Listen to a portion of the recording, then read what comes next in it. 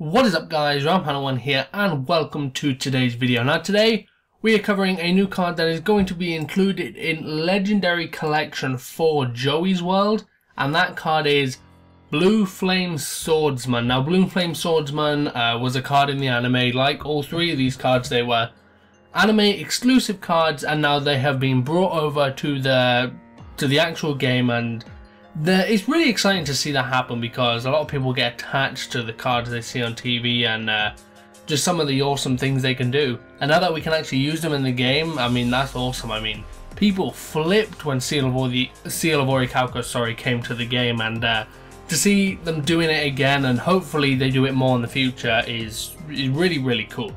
So anyway, I'm just going to read this anime effect really quick here, and then we'll compare it to its English effect. So anime effect. During either player's turn, you can have this card lose any amount of attack to have another face-up monster on the field gain an equal amount of attack. When this card is destroyed and sent to the graveyard, you can special summon one Flame Swordsman from your deck or graveyard. So yeah, a pretty decent anime effect, and they've changed it up now for the actual in-game effect, and I think that this in-game effect is a lot more balanced, a lot better, and just all round it makes it a very viable and very good card. First off, its stats: Fire Warrior effect, level 4, 1800 attack, 1600 defense, and its effect reads: once per turn during either player's battle phase, you can target one other warrior type monster you control. This card loses exactly 600 attack, and if it does, that monster gains 600 attack. When this card you control is destroyed by your opponent's card, either by battle or card effect, and sent to the graveyard, you can banish this card from your graveyard, then target one Fire Warrior type monster in your graveyard, special summon that target. So the first major difference we see there is the effect where it can give some of its attack to another monster. Of course, that is for balance reasons. I mean, if you were to summon this on your battle phase, just get rid of all 1800 of its attack and give it to another monster, then that could be problematic for your opponent.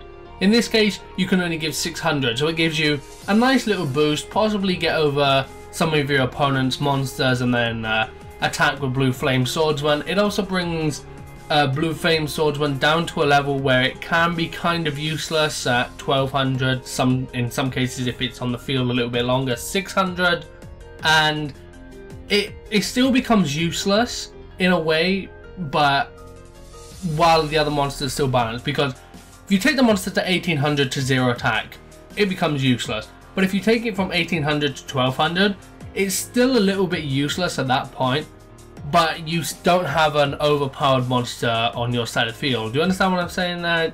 I hope so. Anyway, as for a second effect, when this card is destroyed and sent to the graveyard, you can banish this card from your graveyard, then target one Fire Warrior type monster in your graveyard, special summon that target. Now, the only real archetype that uses Fire Warrior type monsters is Battling Boxer. I can't remember, was it Burning Knuckle before? I'm not sure, but Battling Boxer is the only real archetype that revolves around Fire Warrior type monsters, and besides from that, there isn't a lot. So Blue Flame Swordsman could possibly become a tech within Battling Boxer, so that'd be a nice thing to see. Also, another card that came to mind when I was thinking about this effect is a card called Command Knight.